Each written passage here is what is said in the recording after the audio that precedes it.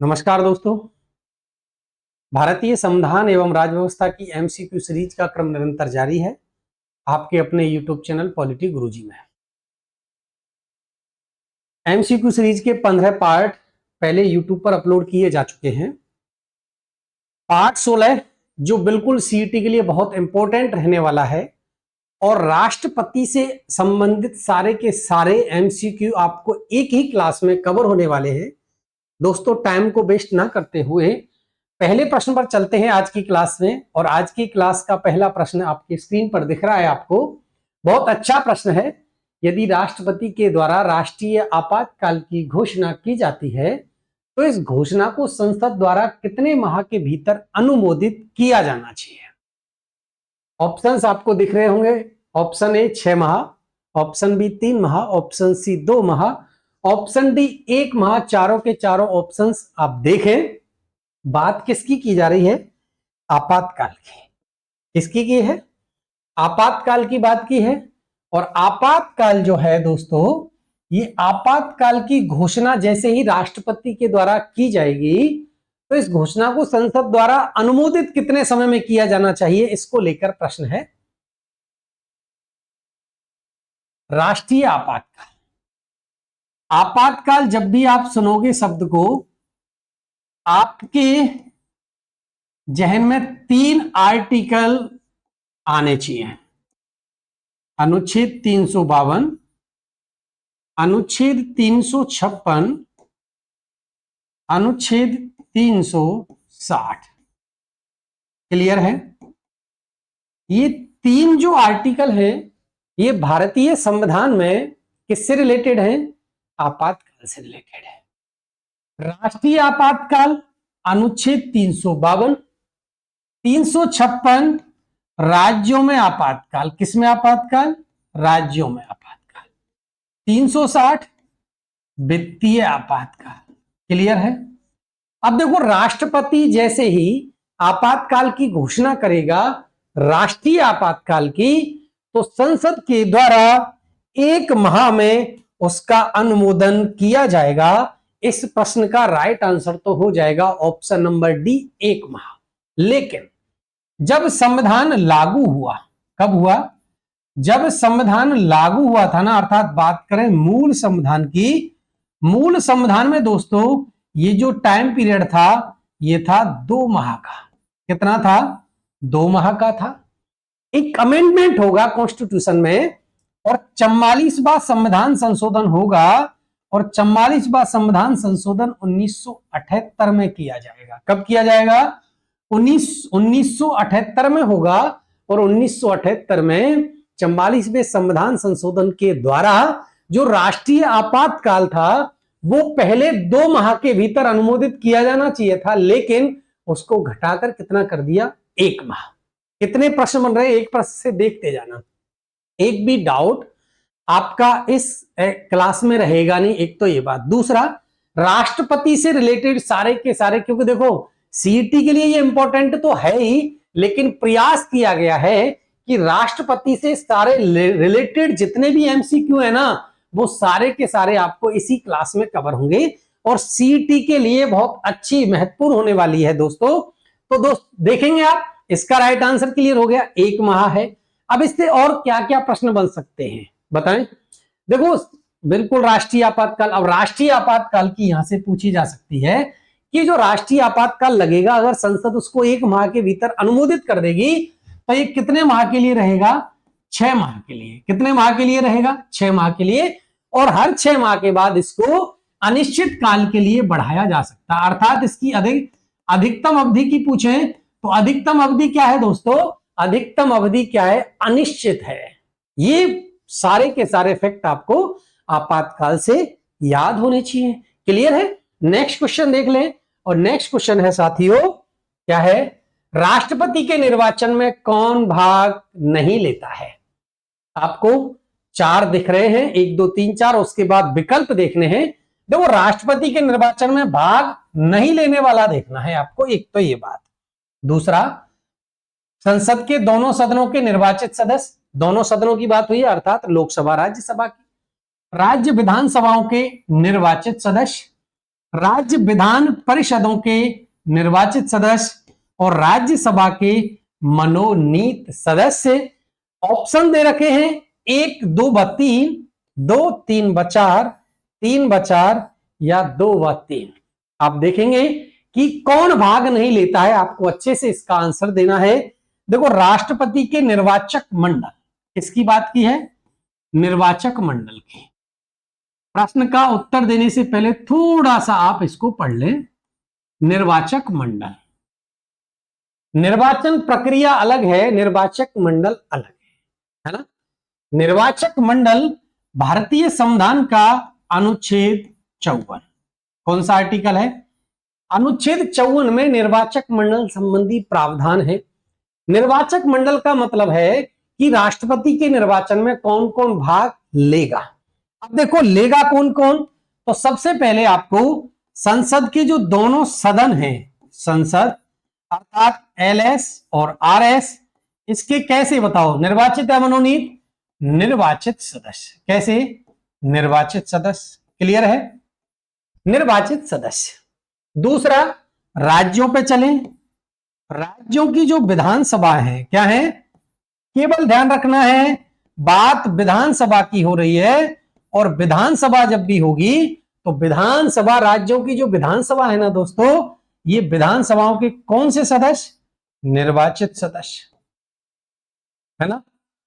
दिल्ली व पांडिचेरी के, दिल्ली व पांडिचेरी के निर्वाचित सदस्य, और इनको शामिल किया गया था 70वें संविधान संशोधन के द्वारा। ये भी एक इंपॉर्टेंट फैक्ट है, 70वां संविधान संशोधन के द्वारा दिल्ली व पांडिचेरी के निर्वाचित सदस्य। दूसरा, देखो एलएस आरएस राज्यसभा के निर्वाचित की बात हो रही है ना। अब बात करें कि भाई विधानसभा के निर्वाचित सदस्य तो आएंगे, विधान परिषद के आएंगे क्या? विधान परिषद के निर्वाचित सदस्य इसमें नहीं आते हैं। क्या नहीं आते हैं? नहीं आते हैं। क्लियर? इसका मतलब राष्ट्रपति के निर्वाचक मंडल में राज्यसभा और लोकसभा के केवल निर्वाचित सदस्य, राज्य विधानसभाओं के निर्वाचित सदस्य और दिल्ली और पांडिचेरी के निर्वाचित सदस्य ही भाग लेते हैं। अब ऑप्शन देखें, निर्वाचित सदस्य बिल्कुल लेंगे, राज्य विधानसभाओं के निर्वाचित सदस्य बिल्कुल लेंगे, राज्य विधान परिषदों के निर्वाचित सदस्य नहीं लेंगे, राज्यसभा के मनोनीत सदस्य नहीं लेंगे। एक तो आपको इंपॉर्टेंट ये याद रखना है कि राष्ट्रपति के निर्वाचक मंडल में मनोनीत सदस्य भाग नहीं लेता है। क्लियर? एक तो मनोनीत, दूसरा जो विधान परिषद है कुछ राज्यों में, उन विधान परिषदों के निर्वाचित सदस्य भी भाग नहीं लेते हैं। आप देखेंगे कौन कौन? 3 व 4। ऑप्शन देखें, ऑप्शन नंबर सी इस प्रश्न का राइट आंसर होने वाला है। ऑप्शन नंबर सी, 3 व 4 कभी भी क्या नहीं लेंगे? निर्वाचक मंडल में भाग नहीं लेंगे। आशा करता हूं आपको जो भी है दोनों प्रश्न अच्छे से समझ में आए होंगे। नेक्स्ट क्वेश्चन एक बार और आप देखें, भारत के 15वें राष्ट्रपति श्रीमती द्रौपदी मुर्मू का संबंध निम्न में से कौन सी जनजाति से है? बहुत अच्छा फैक्ट है। देखो, एक तो ये इंपॉर्टेंट फैक्ट है कि कौन से क्रम याद हो गया, राष्ट्रपति द्रौपदी मुर्मू। अब आप देखेंगे ऑप्शन नंबर ए, संथाल, खासी, कोरवा या गोंडा। 4 ऑप्शंस आपको दे रखे हैं, 4 जनजाति। आपसे पूछा गया है द्रौपदी मुर्मू का संबंध। इस प्रश्न का राइट आंसर तो हो जाएगा साथियों ऑप्शन नंबर ए, संथाल या संथाली, है ना। संथाली भी आ जाता है ऑप्शन में, संथाल या संथाली। ये जो जनजाति है, इस जनजाति से संबंधित है हमारी राष्ट्रपति द्रौपदी मुर्मू। क्लियर? अब बात राष्ट्रपति की हुई है तो एक तो ये फैक्ट इंपॉर्टेंट है, कौन से नंबर की राष्ट्रपति हैं? 15वें नंबर की राष्ट्रपति हैं द्रौपदी मुर्मू। द्रौपदी मुर्मू का वैसे संबंध कौन से राज्य से है? ये मूल निवासी कौन से राज्य की है? ये भी बहुत अच्छा फैक्ट है। और मूल निवासी हैं दोस्तों ये ओडिशा की। किसकी? ओडिशा की। राष्ट्रपति जब भी ये बनी तो राष्ट्रपति के रूप में इनकी डेट याद है आपको? 25 जुलाई 2022। कौन सी तिथि है? 25 जुलाई 2022 से ये राष्ट्रपति है 15वें क्रम की, 15वें नंबर की। अब ये इससे पहले भी रही है क्या? बिल्कुल, ये राज्यपाल रही हैं उत्तराखंड, झारखंड में। कहां पर? झारखंड में। झारखंड की क्या रही हैं? राज्यपाल रही हैं, पूर्णकालिक हैं, पूरे 5 साल राज्यपाल रही हैं, है ना। दूसरी, एक और इंपॉर्टेंट फैक्ट बनता है इनसे, प्रथम आदिवासी महिला राष्ट्रपति। कैसी हैं? प्रथम आदिवासी महिला। कैसी हैं?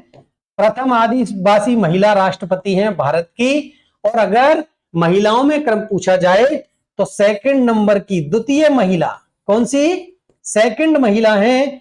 अब ये द्वितीय महिला है तो प्रथम कौन थी? तो दोस्तों प्रथम जो राष्ट्रपति महिला थी, वो प्रथम महिला राष्ट्रपति वो थी कौन बताओ? प्रतिभा देवी सिंह पाटिल। श्रीमती प्रतिभा देवी सिंह पाटिल ये प्रथम महिला राष्ट्रपति थी।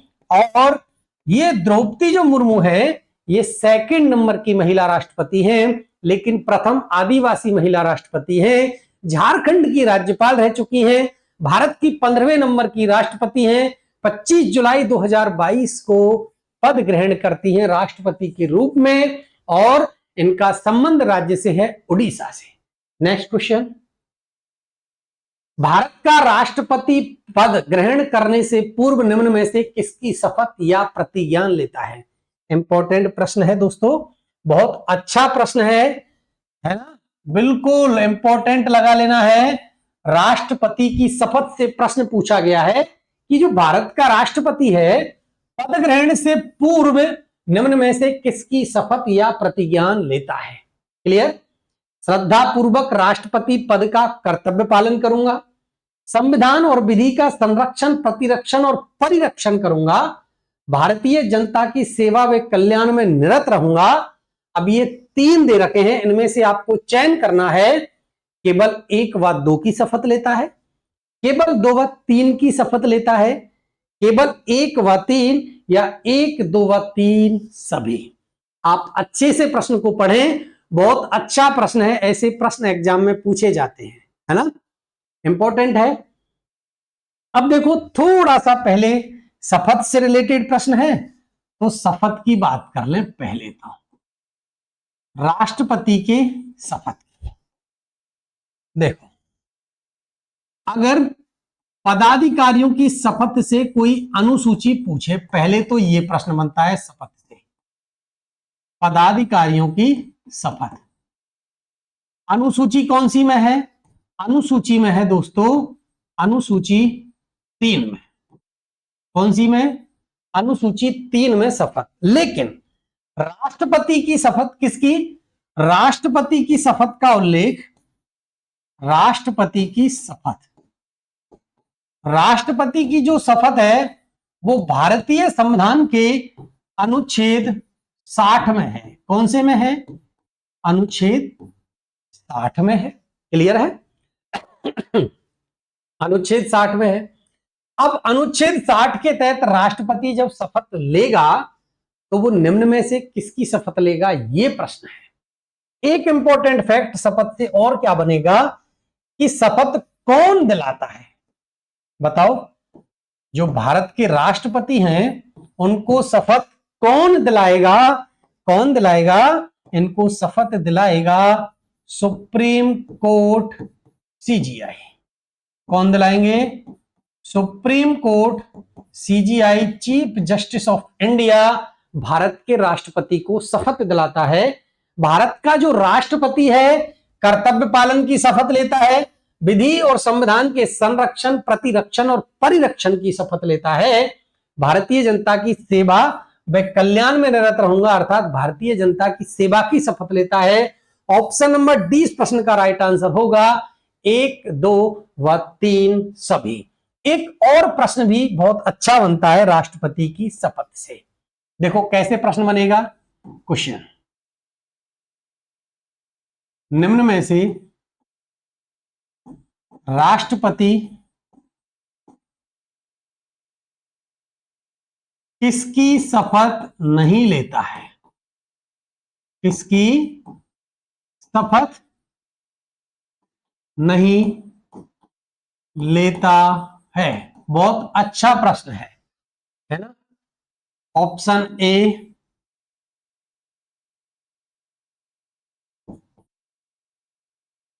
संविधान के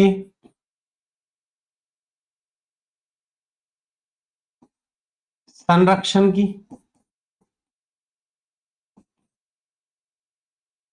संविधान के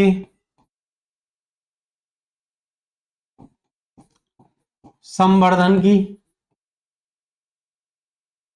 ऑप्शन सी संविधान के परिरक्षण की, किसकी, संविधान के परिरक्षण की, और ऑप्शन डी आपके सामने है दोस्तों, संविधान के प्रतिरक्षण की। बताओ, बहुत अच्छा प्रश्न बन सकता है ये कि निम्न में से राष्ट्रपति किसकी शपथ नहीं लेता है, और शपथ से रिलेटेड ही प्रश्न ये भी था या नहीं, है ना। एक मिनट, ये रहा। बताओ, तो संविधान के संरक्षण, प्रतिरक्षण, परिरक्षण, बिल्कुल तीनों के तीनों शब्द रट लेने हैं, संरक्षण, प्रतिरक्षण, परिरक्षण। और अब आप देखोगे, बताओ, संरक्षण, संवर्धन, परिरक्षण और प्रतिरक्षण, ऑप्शन नंबर 20 प्रश्न का राइट आंसर है। राष्ट्रपति संविधान के संरक्षण की लेता है, परिरक्षण की लेता है, प्रतिरक्षण की शपथ लेता है, लेकिन संविधान के संवर्धन की शपथ नहीं लेता है। शपथ से इतने अच्छे प्रश्न बन सकते हैं। क्लियर है। भारत में मुख्य निर्वाचन आयुक्त की नियुक्ति कौन करता है? ऑप्शन नंबर ए राष्ट्रपति, ऑप्शन नंबर बी प्रधानमंत्री, ऑप्शन नंबर जो सी है वो लोकसभा अध्यक्ष, और ऑप्शन नंबर डी है सर्वोच्च न्यायालय के मुख्य न्यायाधीश। आप देखें, मुख्य निर्वाचन आयुक्त की नियुक्ति को लेकर प्रश्न है। इस प्रश्न का राइट आंसर होने वाला है ऑप्शन नंबर ए, राष्ट्रपति के द्वारा मुख्य निर्वाचन आयुक्त की नियुक्ति की जाती है। किसके द्वारा की जाती है? मुख्य निर्वाचन आयुक्त की नियुक्ति की जाएगी राष्ट्रपति के द्वारा। अब निर्वाचन आयोग, सबसे पहले एक इंपॉर्टेंट फैक्ट इस प्रश्न से यह भी याद आपको रखना है। कौन सा है? निर्वाचन आयोग। निर्वाचन आयोग की बात करें, भारतीय संविधान का भाग पूछा जा सकता है, भाग 15 और अनुच्छेद है 324 से 329। क्लियर साथियों? निर्वाचन आयोग भारतीय संविधान के भाग 15 में अनुच्छेद 324 से लेकर 329 तक प्रावधान मिलते हैं निर्वाचन आयोग के। मुख्य निर्वाचन आयुक्त भी एक अच्छा इंपॉर्टेंट फैक्ट बनता है इस प्रश्न से कि भाई जो मुख्य निर्वाचन आयुक्त है वो मुख्य निर्वाचन आयुक्त प्रथम कौन थे? बताओ, कमेंट करके बताओ कि भारत में प्रथम मुख्य निर्वाचन आयुक्त कौन थे? मुख्य निर्वाचन आयुक्त कौन थे? एक तो ये प्रश्न बन सकता है, बिल्कुल बन सकता है। एक यहां से इंपॉर्टेंट फैक्ट आर्टिकल 326 से बनता है। किससे बनता है? अनुच्छेद 326 से बनता है, और 326 में है साथियों वयस्क मताधिकार। क्या है? वयस्क मताधिकार का वर्णन भारतीय संविधान के अनुच्छेद 326 में है। और एक इंपॉर्टेंट फैक्ट, 326 से पहले वयस्क मताधिकार की आयु कितनी थी? 21 वर्ष थी। कितनी थी? 21 वर्ष। और 61वां संविधान संशोधन होगा। कौन सा होगा? 61वां संविधान संशोधन होगा, और 61वें संविधान संशोधन के द्वारा इसकी आयु 21 से घटाकर कितनी कर दी? 18 कर दी। और इसका संबंध है अनुच्छेद 326 से। क्लियर? अब बात करें मुख्य निर्वाचन आयुक्त की, तो दोस्तों प्रथम मुख्य निर्वाचन आयुक्त थे सुकुमार सेन। कौन थे? सुकुमार सेन थे। क्लियर? वर्तमान में भी पूछा जा सकता है कि वर्तमान में जो मुख्य निर्वाचन आयुक्त हैं वो कौन है? तो वर्तमान में मुख्य निर्वाचन आयुक्त जो है वो है श्री राजीव कुमार। कौन है? श्री राजीव कुमार। इतने प्रश्न आपको निर्वाचन आयोग या निर्वाचन आयुक्त। अब देखो, निर्वाचन आयोग की स्थापना से भी प्रश्न बनता है। 25 जनवरी 1950। किसको? 25 जनवरी 1950 को निर्वाचन आयोग की स्थापना होती है। और ये कितने सदस्यीय निकाय है? ये 3 सदस्यीय निकाय है। कितने सदस्यीय है? 3 सदस्यीय निकाय है निर्वाचन आयोग। क्लियर है दोस्तों? मुख्य निर्वाचन आयुक्त की नियुक्ति करेगा राष्ट्रपति। नेक्स्ट प्रश्न की ओर। निम्न में से किसने राष्ट्रपति का पद नहीं संभाला है, बताएं। अर्थात तीन तो है, आपको ऑप्शन दिखेंगे, वो तीन तो है जिन जो राष्ट्रपति रहे हैं भारत के, लेकिन एक ऐसा है जो भारत के राष्ट्रपति नहीं रहे हैं। एक ऑप्शन आप देखें, डॉक्टर राजेंद्र प्रसाद, डॉक्टर कृष्णकांत, बीबी गिरी और नीलम संजीव रेड्डी। चार ऑप्शंस आपको दिख रहे हैं या नहीं दिख रहे हैं? दिख रहे हैं ना, तो आप देखेंगे डॉक्टर राजेंद्र प्रसाद, बिल्कुल ये तो सही है, प्रथम राष्ट्रपति रहे हैं। कौन रहे हैं? प्रथम राष्ट्रपति रहे हैं डॉक्टर राजेंद्र प्रसाद, बिल्कुल सही है ये तो, इसका मतलब ये तो रहे हैं। बीबी गिरी की बात करें, बीबी गिरी प्रथम कार्यवाहक राष्ट्रपति रहे हैं, रहे या नहीं रहे? प्रथम कार्यवाहक राष्ट्रपति रहे, और उसके बाद फिर बाद में क्या किया, उन्होंने त्याग पत्र दे दिया और फिर उसके बाद निर्वाचन में भाग लिए और राष्ट्रपति भी चुने गए। नीलम संजीव रेड्डी की बात कर लें, नीलम संजीव रेड्डी निर्विरोध निर्वाचित, कैसे निर्विरोध निर्वाचित होने वाले एकमात्र राष्ट्रपति हैं नीलम संजीव रेड्डी। अब कौन रहे भाई? कृष्णकांत जी हैं, ये 10वें नंबर के उपराष्ट्रपति रहे हैं। कौन से नंबर के? 10वें नंबर के उपराष्ट्रपति थे। कौन थे? उपराष्ट्रपति थे। प्रश्न क्या पूछा है? प्रश्न पूछा है राष्ट्रपति का पद नहीं संभाला। ऑप्शन नंबर डी इस प्रश्न का राइट आंसर होने वाला है।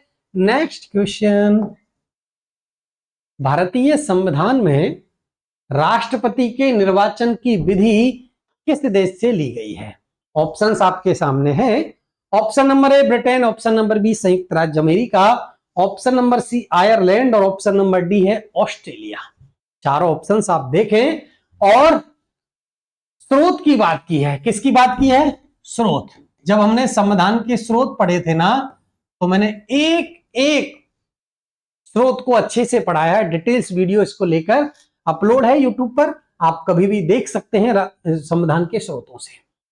ब्रिटेन, संयुक्त राज्य अमेरिका, आयरलैंड। इस प्रश्न का राइट आंसर है दोस्तों आयरलैंड।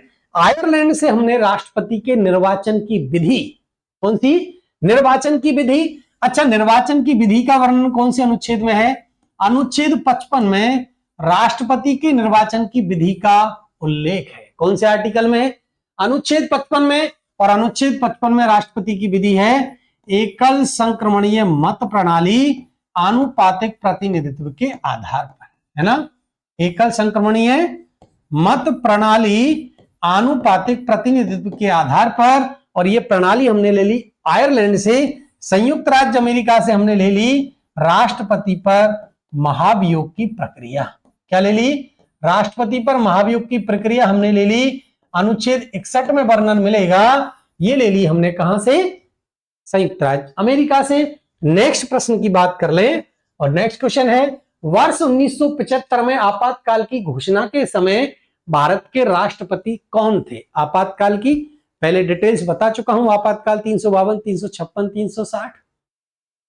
अब बात की भाई 1975 में आपातकाल लगेगा, उस समय राष्ट्रपति कौन थे? ऑप्शन नंबर ए ज्ञानी जैल सिंह, बीबी गिरी, नीलम संजीव रेड्डी या फखरुद्दीन अली अहमद। बार बार बता रहा हूं, राष्ट्रपति से रिलेटेड एक भी फैक्ट आपका इस क्लास में रहने वाला नहीं है। क्वेश्चंस को उस हिसाब से सेलेक्ट किया गया है, बिल्कुल जीरो लेवल से आपको हाई लेवल तक के प्रश्न इस क्लास में हैं और एक भी प्रश्न को छोड़ा नहीं गया है। सारे आर्टिकल्स का समावेश है राष्ट्रपति से संबंधित। चलते हैं दोस्तों, इस प्रश्न का राइट आंसर होगा option number D Fakhruddin Ali Ahmed. 1975 के आपातकाल की बात हुई है 25 जून 1975। कब? 25 जून 1975 को राष्ट्रीय आपातकाल की घोषणा की जाएगी रात को तत्कालीन राष्ट्रपति फखरुद्दीन अली अहमद के द्वारा। और पीएम कौन थी? पीएम थी इंदिरा गांधी जी। कौन थी? इंदिरा गांधी जी पीएम थी। और 25 जून 1975 को आरएस प्री 2018 में प्रश्न पूछा है ये इस डेट को लेकर। ये जो प्रश्न दिख रहा है ये तो नहीं था, लेकिन ये जो डेट है ना 25 जून 1975, ये पूछ ली थी आरएस प्री 2018 में कि जो आपातकाल लगा था ये कौन सी तिथि को लगा था? 25 जून 1975 की रात्रि को लगा। फखरुद्दीन अली अहमद राष्ट्रपति हैं, इंदिरा गांधी जी पीएम हैं। बस आपसे प्रश्न पूछा है राष्ट्रपति कौन थे? Option number D. नेक्स्ट, निम्न में से कौन से उपराष्ट्रपति के द्वारा राष्ट्रपति पद के लिए निर्वाचन हेतु अपने पद से त्याग पत्र दे दिया? 4 ऑप्शंस हैं। Option number A Fakhruddin Ali Ahmed, option number D Neelam Sanjiva Reddy, option number C V V Giri, A व बी दोनों। आप अच्छे से देखें दोस्तों, इस प्रश्न का तो राइट आंसर होने वाला है बीबी गिरी, ऑप्शन नंबर सी। कौन सा होगा? ऑप्शन नंबर सी बीबी गिरी इस प्रश्न का राइट आंसर है। उपराष्ट्रपति के द्वारा राष्ट्रपति पद के लिए निर्वाचन। बिल्कुल। देखो हुआ क्या था, आपको एक डेट याद रखनी है। कौन सी? 3 मई 1969। भारतीय इतिहास में पहली बार आपको देखने को मिलेगा। इस डेट को क्या होगा? डॉक्टर जाकिर हुसैन तत्कालीन राष्ट्रपति हैं, डॉक्टर जाकिर हुसैन, और इनकी पद पर रहते हुए क्या हो जाएगी? मृत्यु हो जाएगी। और आपको पता है भारतीय संविधान में यह प्रावधान किया गया है। क्या प्रावधान है? देखो भारतीय संविधान में प्रावधान है कि जैसे ही राष्ट्रपति की किन्हीं कारणों से भाई त्यागपत्र दिया जा सकता है, मृत्यु हो सकती है, अन्य कोई कारण है, महाभियोग की प्रक्रिया है, अगर तो कौन राष्ट्रपति के पदों का जो निर्वहन करेगा वो उपराष्ट्रपति करेगा। उपराष्ट्रपति है तत्कालीन बीबी गिरी। कौन है? बीबी गिरी है।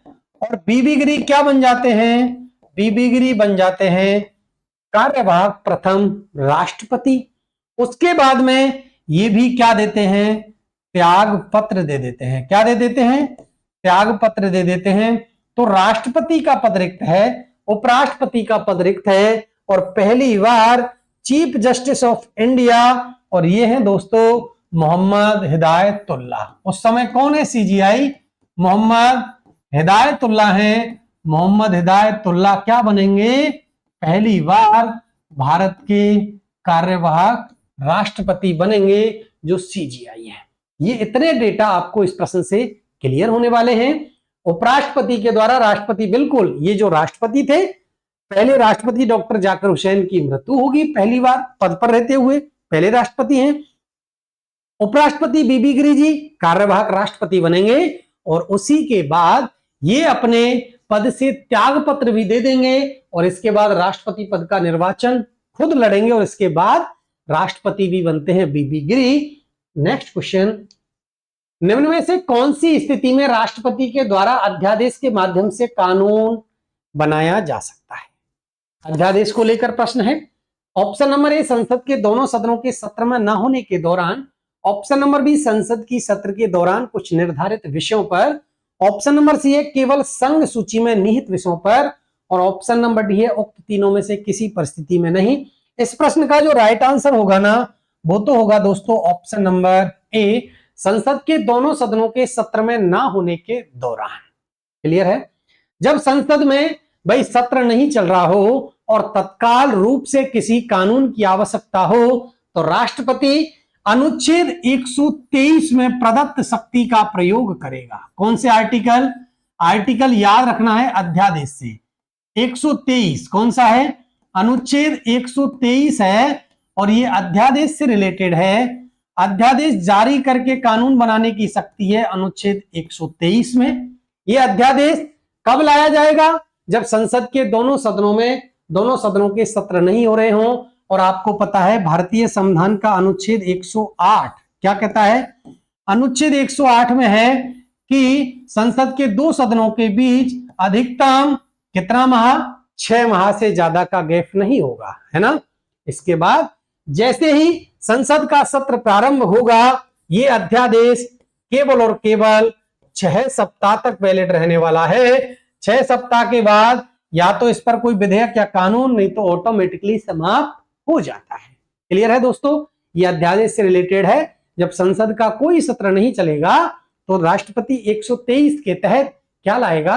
अध्यादेश लाएगा। 6 सप्ताह भी एक इंपॉर्टेंट फैक्ट बनता है अध्यादेश से, कि जो अध्यादेश है कितना वैलिड रहेगा? 6 सप्ताह तक वैलिड रहेगा। नेक्स्ट क्वेश्चन है, राष्ट्रपति के कार्यकाल पूर्ण होने से पूर्व महाभियोग की प्रक्रिया की पहल निम्न में से कहां की जा सकती है? आप देखेंगे बात की है महाभियोग की। किसकी बात आई है? महाभियोग की बात आई है कि भाई राष्ट्रपति का कार्यकाल पूर्ण होने से पूर्व महाभियोग लग गया, कहां से की जा सकती है? केवल लोकसभा से, केवल राज्यसभा में, संसद के किसी सदन में या उच्चतम न्यायालय में। इस प्रश्न का राइट आंसर जो रहने वाला है वो तो रहेगा ऑप्शन नंबर सी। कौन सा है? ऑप्शन नंबर सी इस प्रश्न का राइट आंसर है।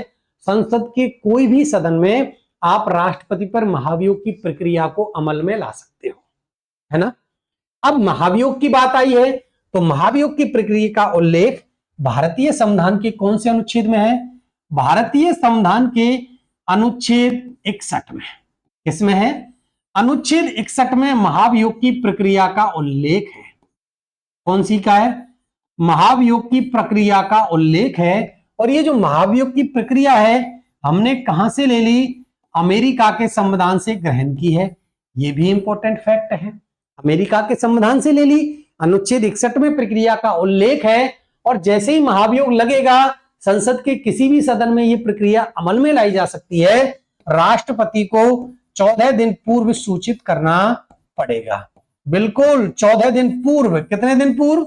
14 दिन पूर्व आपको राष्ट्रपति को सूचित करना है कि आप पर क्या महाभियोग लगाया जा रहा है।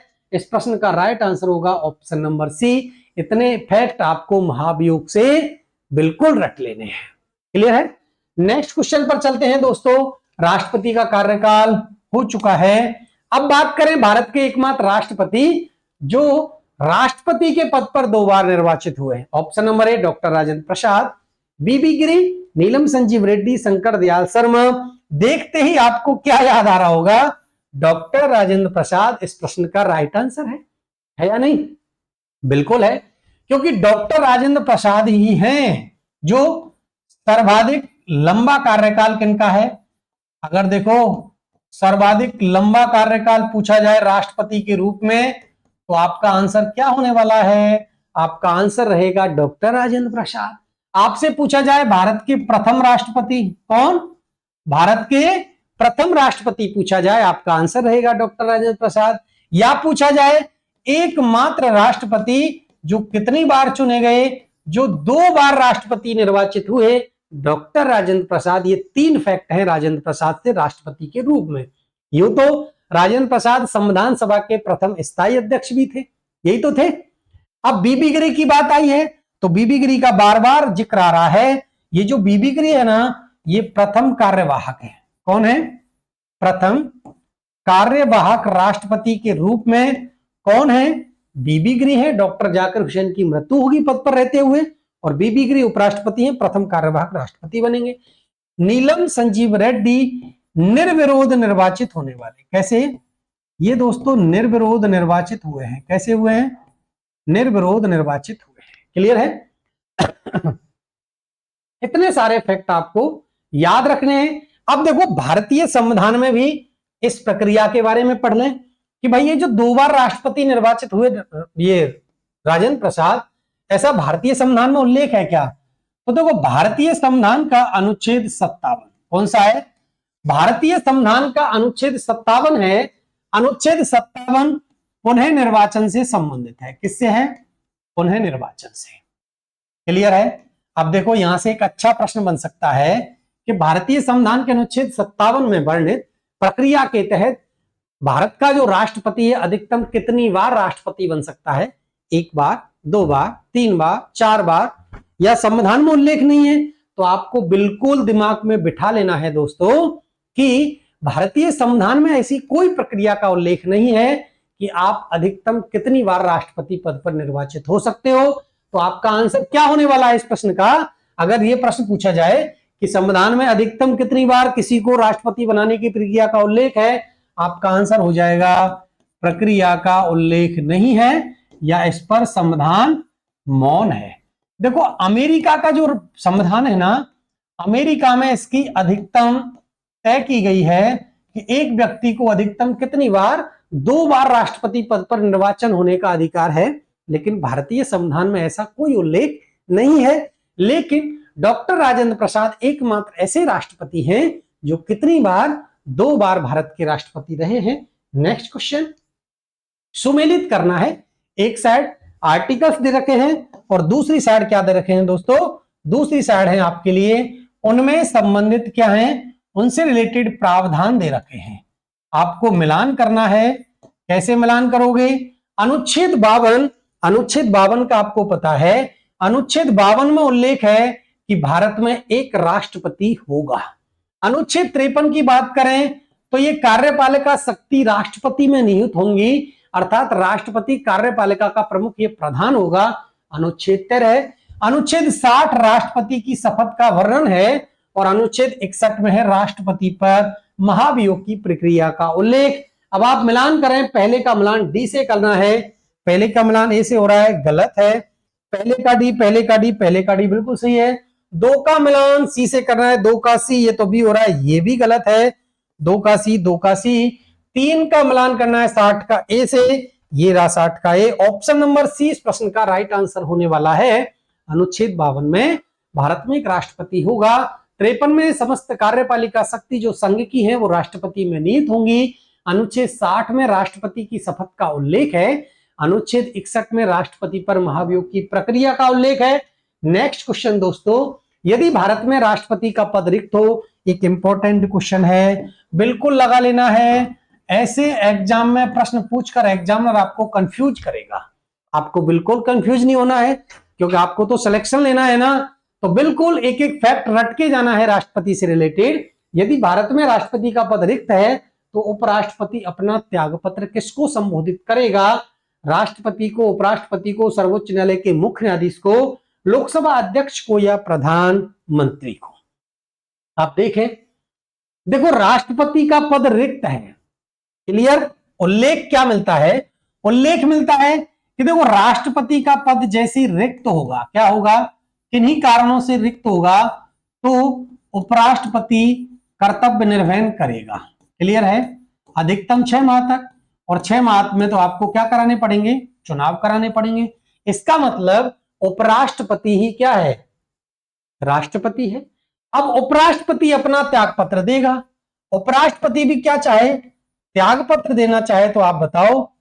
उपराष्ट्रपति भी नहीं है, उपराष्ट्रपति भी नहीं है, किसको देगा? सर्वोच्च न्यायालय के मुख्य न्यायाधीश को देगा क्या?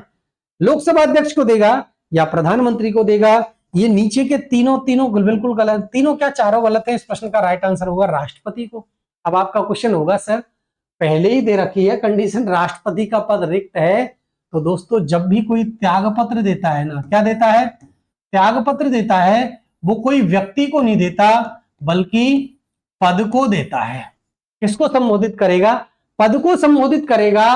तो इसका मतलब पद किसका हो गया? राष्ट्रपति का, क्योंकि उपराष्ट्रपति दे रहा है त्याग पत्र और संविधान में उल्लेख है उपराष्ट्रपति अपना त्याग पत्र राष्ट्रपति को, राष्ट्रपति अपना त्याग पत्र उपराष्ट्रपति को देता है।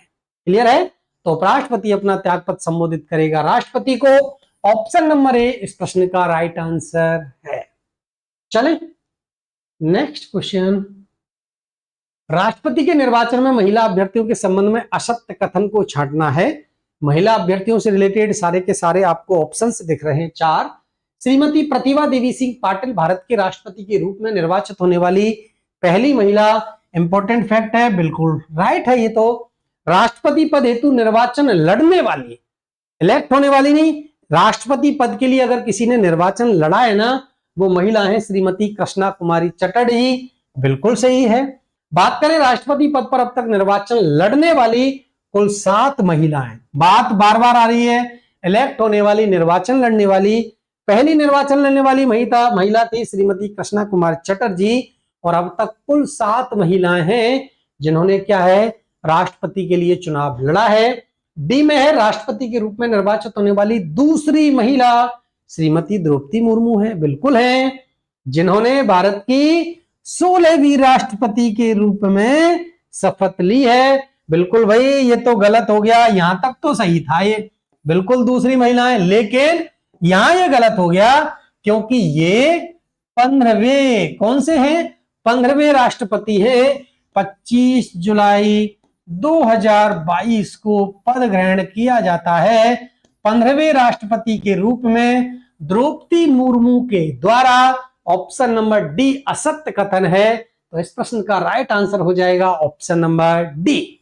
नेक्स्ट क्वेश्चन आप देखें, सारे के सारे क्वेश्चन इस हिसाब से सेलेक्ट हैं कि आपको लगेगा सर वास्तव में क्लास में मजा आ गया आज तो, क्योंकि राष्ट्रपति से रिलेटेड एक भी प्रश्न यहां से बाहर जाने वाला है नहीं। बस वीडियो में अंत तक बने रहना है, बहुत अच्छे प्रश्नों का सिलेक्शन है। राष्ट्रपति के पद त्याग के समय यदि उपराष्ट्रपति का पद रिक्त है तो ऐसी स्थिति में राष्ट्रपति पद पर कौन आसीन होगा। आप देखें राष्ट्रपति के पद त्याग के समय, देखो राष्ट्रपति जब पद त्याग कर रहा है और उपराष्ट्रपति का पद रिक्त है तो ऐसी स्थिति में लोकसभा अध्यक्ष होगा, सर्वोच्च न्यायालय का मुख्य न्यायाधीश होगा, वित्त मंत्री होगा या मुख्य निर्वाचन आयुक्त राष्ट्रपति के कर्तव्यों का निर्वहन करेगा। इस प्रश्न का राइट आंसर होगा ऑप्शन नंबर बी, सर्वोच्च न्यायालय के मुख्य न्यायाधीश CJI। और ऐसी कंडीशन भारत में एक बार आई भी है, आई है या नहीं आई है? बिल्कुल आई है। कब आई है? डॉक्टर जाकिर हुसैन। कौन है? डॉक्टर जाकिर हुसैन की पद पर रहते हुए क्या होगी? मृत्यु होगी। पद पर रहते हुए क्या हो गई?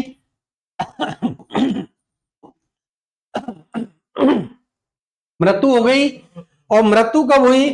3 मई 1969 को जैसे ही मृत्यु होगी तत्कालीन उपराष्ट्रपति हैं बीबी गिरी। कौन है? तत्कालीन उपराष्ट्रपति हैं दोस्तों बीबी गिरी। और ये बीबी गिरी जो है ये कब तक रहे हैं? 3/5/1969 से 20/5/1969। कब? 20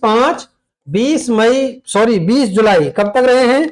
20 जुलाई 1969। इसका मतलब दोनों के दोनों पद रिक्त हो गए, राष्ट्रपति का पद भी रिक्त हो गया, उपराष्ट्रपति का भी पद रिक्त हो गया। तब सर्वोच्च न्यायालय के मुख्य न्यायाधीश हुआ करते थे मोहम्मद हिदायतुल्लाह। कौन थे? मोहम्मद हिदायतुल्लाह भारत के सर्वोच्च न्यायालय के मुख्य न्यायाधीश थे। और राष्ट्रपति उपराष्ट्रपति दोनों पद रिक्त होने पर इन्होंने राष्ट्रपति के कर्तव्यों का निर्वहन किया। और निर्वहन कब तक किया है साथियों? वो किया है 24 अगस्त 1969 से। क्लियर है?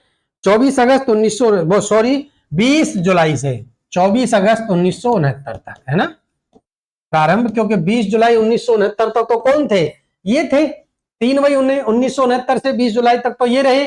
फिर जैसे ही 20 जुलाई को इन्होंने अपना त्याग पत्र दे दिया तो मोहम्मद हिदायतुल्लाह और भारतीय इतिहास में पहली बार आपको देखने को मिलेगा। और CJI कर्तव्यों का निर्वहन करेगा यदि राष्ट्रपति उपराष्ट्रपति दोनों ना हो तो।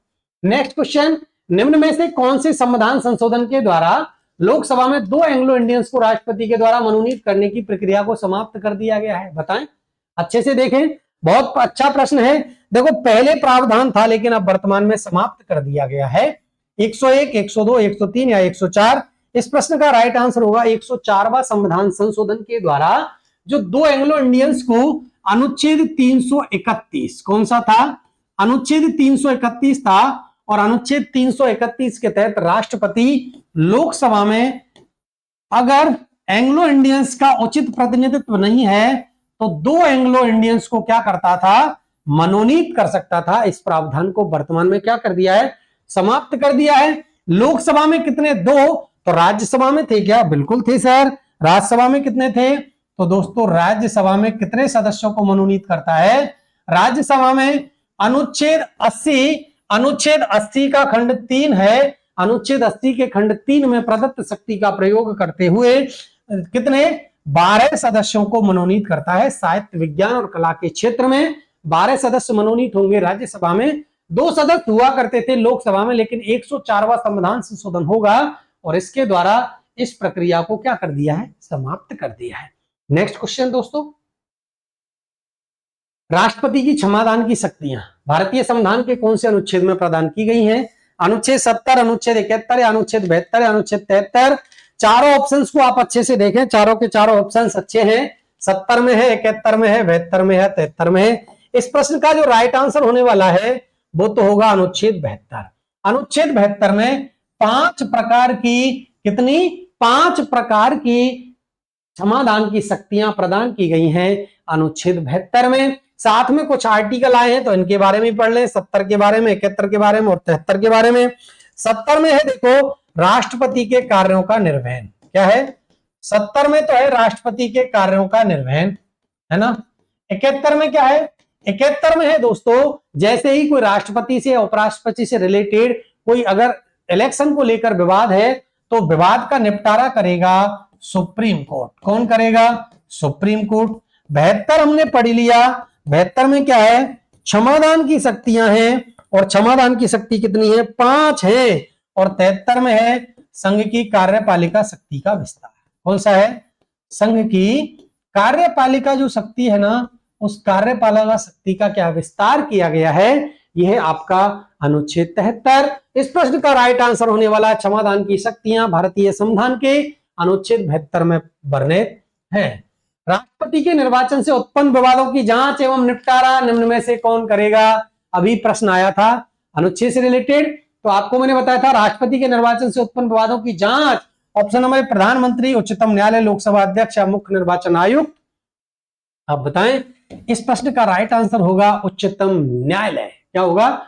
उच्चतम न्यायालय। अभी एक अनुच्छेद आपने पढ़ा था, अनुच्छेद 71। अनुच्छेद 71 है, और अनुच्छेद 71 में क्या है कि जैसे ही राष्ट्रपति है, कौन है? राष्ट्रपति हो सकता है, उपराष्ट्रपति भी हो सकता है, और राष्ट्रपति उपराष्ट्रपति के चुनाव से रिलेटेड अगर किसी प्रकार का विवाद है तो उस विवाद का निपटारा किया जाएगा सुप्रीम कोर्ट के द्वारा। किसके द्वारा? सुप्रीम कोर्ट के द्वारा निपटारा होगा, उच्चतम न्यायालय के द्वारा। ऑप्शन नंबर 20 प्रश्न का राइट आंसर है। नेक्स्ट क्वेश्चन है दोस्तों, संसद द्वारा पारित विधेयक को राष्ट्रपति द्वारा स्वीकृति प्रदान करने संबंधी शक्ति भारतीय संविधान के कौन से अनुच्छेद में वर्णित है?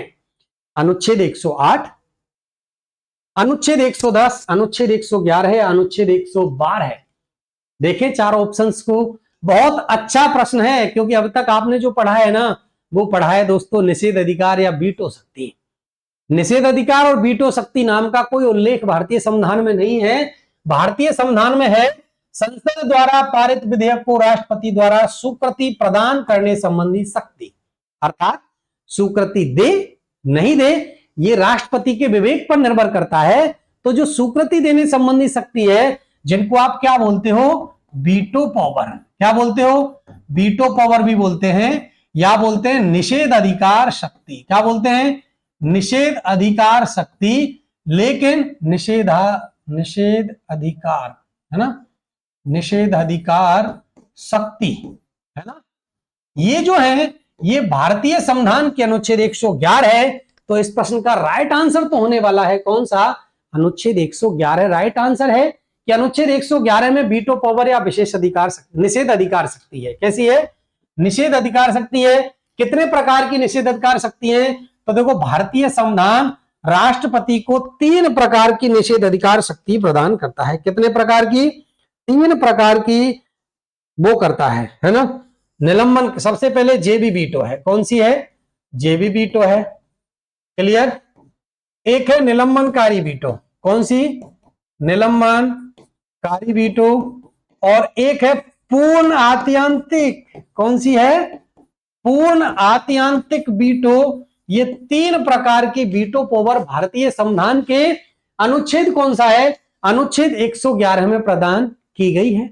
अब आप देखेंगे कि सर अनुच्छेद 108 भी बता दो। बिल्कुल, ये संयुक्त अधिवेशन से रिलेटेड है। किससे है? संसद के संयुक्त अधिवेशन की अध्यक्षता कौन करेगा? राष्ट्रपति करेगा। अनुच्छेद 108। अनुच्छेद 110 में क्या है? धन विधेयक की परिभाषा है। क्या है? धन विधेयक की जो परिभाषा है ये अनुच्छेद 110 में है। 111 में अभी मैंने आपको बता दिया था जेबी वीटो, और ये जो 3 प्रकार की वीटो है निलंबनकारी, पूर्ण आत्यांतिक, ये है। 112 में मिलता है वार्षिक वित्तीय विवरण। क्या मिलता है? वार्षिक वित्तीय विवरण मिलेगा आपको 112 में, और इसको बोलते हैं बजट। लेकिन बजट शब्द का उल्लेख नहीं है 112 में, इसके जगह पर एक शब्द है वार्षिक वित्तीय विवरण। चारों आर्टिकल्स क्लियर हैं? 108, 110, 111 और 112। 108 में संयुक्त अधिवेशन, 111 में, 110 में धन विधेयक की परिभाषा, 111 में आप देखेंगे 111 में वीटो पावर ये जो है वो है, 112 में वार्षिक वित्तीय विवरण। चले नेक्स्ट क्वेश्चन पर। भारतीय संविधान के कौन से अनुच्छेद में प्रदत्त शक्ति का प्रयोग करते हुए राष्ट्रपति शैक्षणिक, सामाजिक और शैक्षिक दृष्टि से इंपॉर्टेंट प्रश्न है। अनुच्छेद 15 में पढ़ाया मैंने आपको, है ना, जब आर्टिकल्स मैंने पढ़ाए थे समानता का अधिकार। समानता के अधिकार में अनुच्छेद 15 है ना, उसमें दे रखा है ये प्रावधान। भारतीय संविधान के कौन से अनुच्छेद में प्रदत्त शक्ति का प्रयोग करते हुए राष्ट्रपति सामाजिक और शैक्षिक दृष्टि से पिछड़े वर्गों की दशाओं की जांच के लिए एक आयोग नियुक्त करेगा? 15 और 16 पढ़े ना आपको, वो यही है। आर्टिकल 15 और 16 में आप देखेंगे इस प्रश्न का राइट जो आंसर होगा दोस्तों वो होगा अनुच्छेद 340। कौन सा होगा? ऑप्शन नंबर ए है। ऑप्शन नंबर ए में क्या है? अनुच्छेद 340 में ये राष्ट्रपति को अधिकार है कि अगर सामाजिक और शैक्षणिक दृष्टि से पिछड़े वर्गों के लिए अगर उचित प्रतिनिधित्व प्राप्त नहीं है तो उचित प्रतिनिधित्व नहीं होने की दशा में वो क्या करेगा? एक आयोग का गठन कर सकता है। और इसी में प्रदत्त शक्ति का प्रयोग करके आपने पढ़ा है काका कालेलकर और बीपी मंडल आयोग, है ना, ये आए हैं इसी अनुच्छेद 340 में प्रदत्त शक्ति का प्रयोग करते हुए राष्ट्रपति ने ये दो आयोगों का गठन किया है, मंडल आयोग और काका कालेलकर आयोग। क्लियर है? 341 की बात भी कर ले। देखो, सामाजिक और शैक्षिक दृष्टि से पिछड़े वर्गों की जब दशाओं की जांच के लिए आयोग का गठन होगा 340 के तहत, 341 में क्या करेगा? राज्यपाल की अभिशंसा पर, देखो राज्यपाल की अभिशंसा पर कोई भी जाति है उसको एससी घोषित किया जा सकता है राष्ट्रपति के द्वारा, लेकिन राष्ट्रपति लोक अधिसूचना जारी करेगा और लोक अधिसूचना के द्वारा कोई भी जाति है उसको अनुसूचित जाति बना सकता है अनुच्छेद 341 के तहत। 342 की बात करें साथियों, अनुच्छेद 342 में वही राज्यपाल की अनुशंसा पर कोई भी जाति है उसको अनुसूचित जनजाति वही लोक अधिसूचना जारी की जाएगी। तो एससी अगर घोषित करेगा 341, 342 के तहत किसी भी जाति को एसटी घोषित कर सकता है। और अनुच्छेद 239 में क्या दे रखा है? 239 में है दोस्तों यूटी।